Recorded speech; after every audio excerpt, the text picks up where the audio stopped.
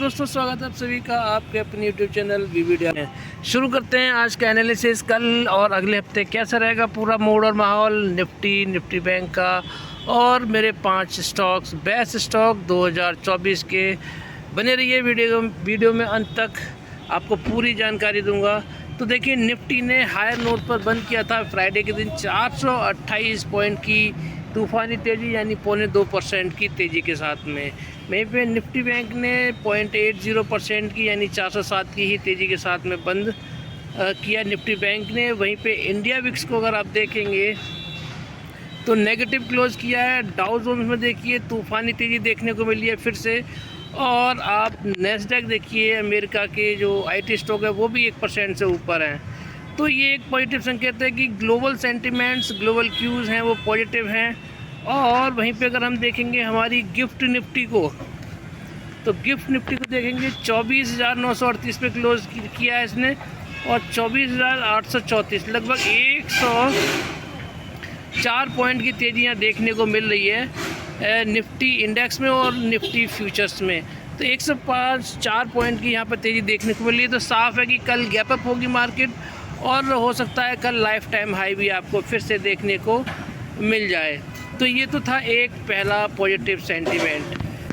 अब आगे बढ़ते हैं कमोडिटी मार्केट में। तो कमोडिटी मार्केट को आप देख सकते हैं कि गोल्ड में तेज़ी है, ये हल्का सा नेगेटिव है। सिल्वर में तेज़ी है, ये भी नेगेटिव है। लेकिन पॉजिटिव क्या है?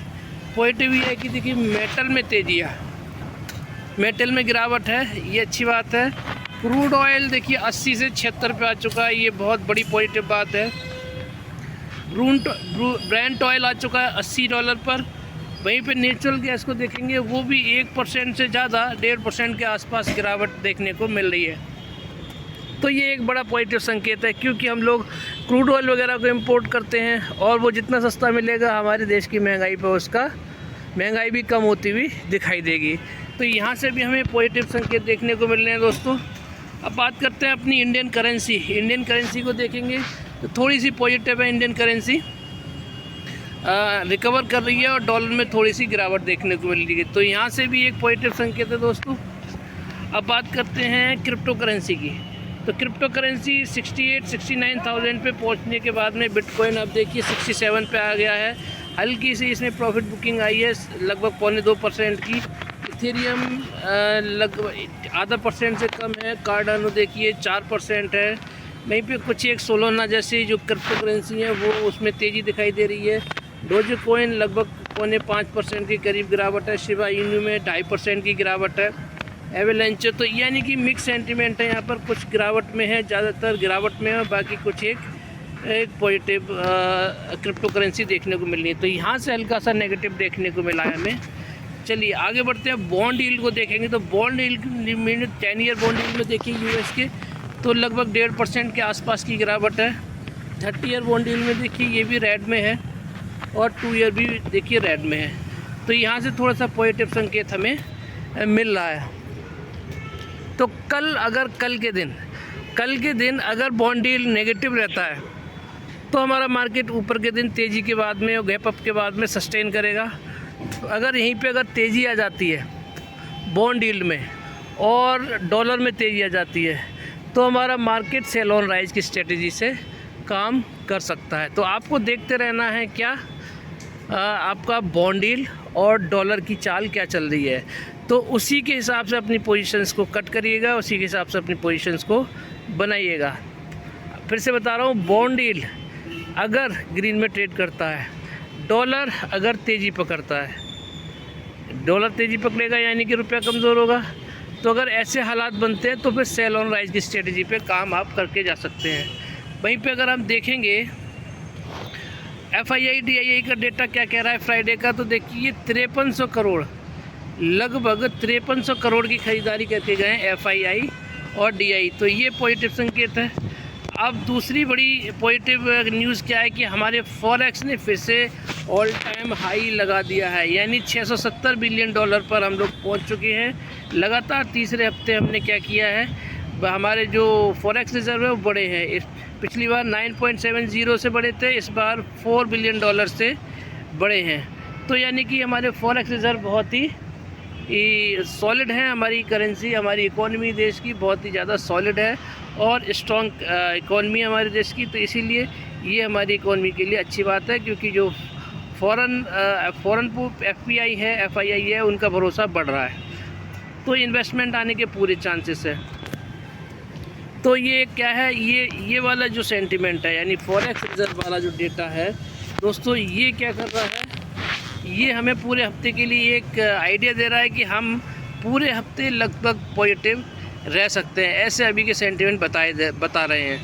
तो दो चीज़ें मैंने कल की मार्केट के लिए बता दी, एक तो ये FII DI का डेटा, दूसरा फॉरेक्स रिजर्व क्या करेंगे पूरे हफ्ते के लिए हमें एक आइडिया दे रहे हैं कि पूरे हफ्ते हमारा मार्केट पॉजिटिव रह सकता है, एक आध दिन को छोड़ दिया जाए तो।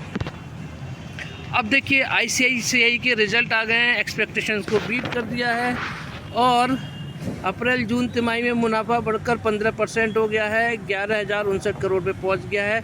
NPA में भी गिरावट आई है, बहुत ही शानदार रिजल्ट बना के दिए हैं, आप देख सकते हैं Q1 के ICICI बैंक के रिज़ल्ट।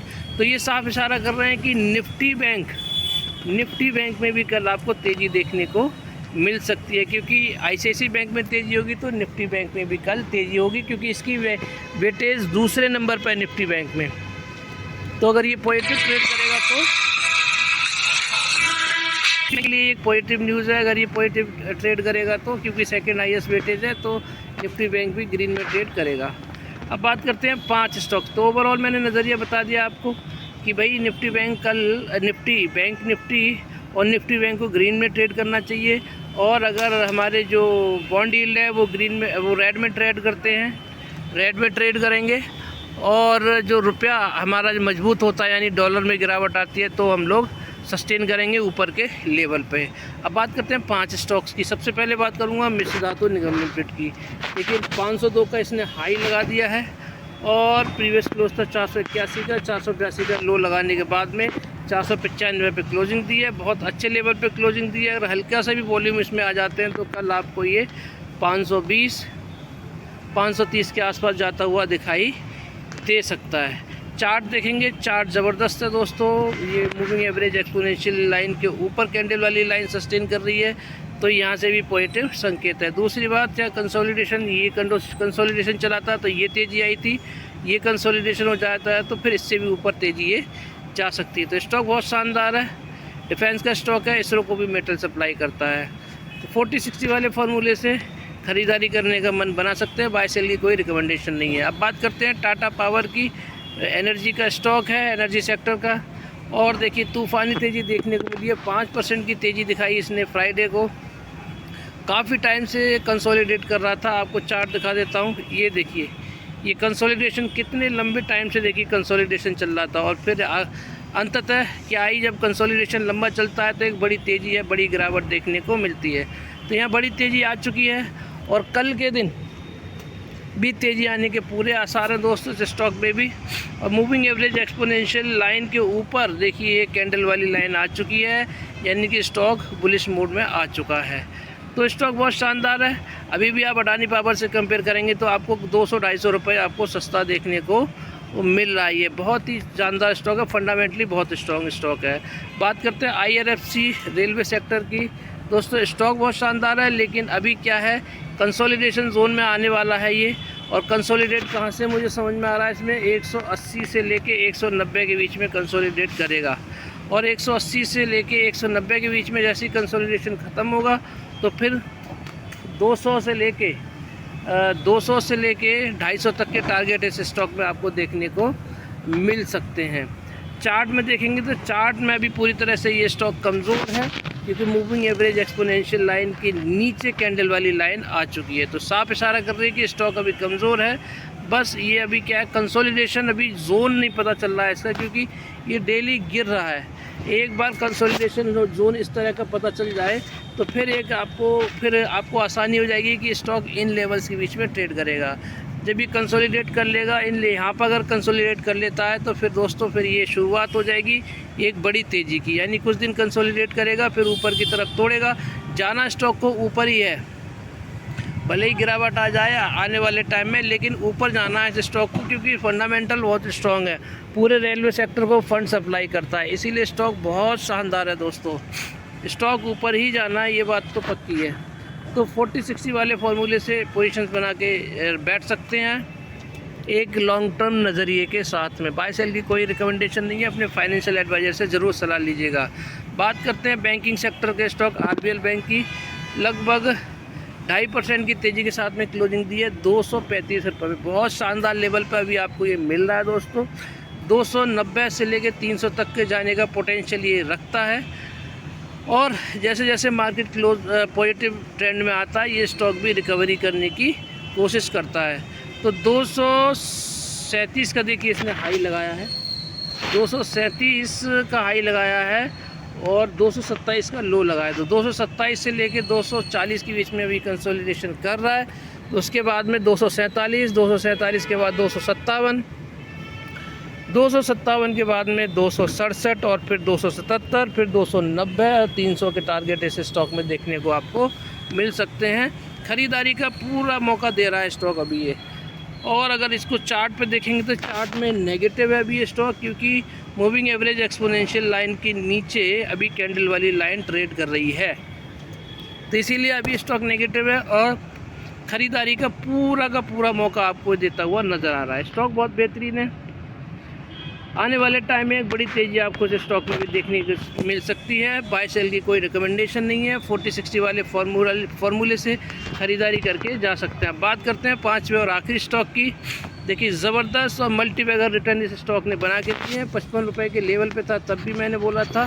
तब से कितनी बार 55 रुपये से लेके 3-4 बार 80 रुपये के लेवल पे जा चुका है, फिर 50-60 पे आ चुका है, 60 के बाद फिर 77, फिर 80, 84, 86 और फिर ये 70 पे आया। 70 के बाद में अब कहाँ अभी रुकने को नाम नहीं ले रहा है।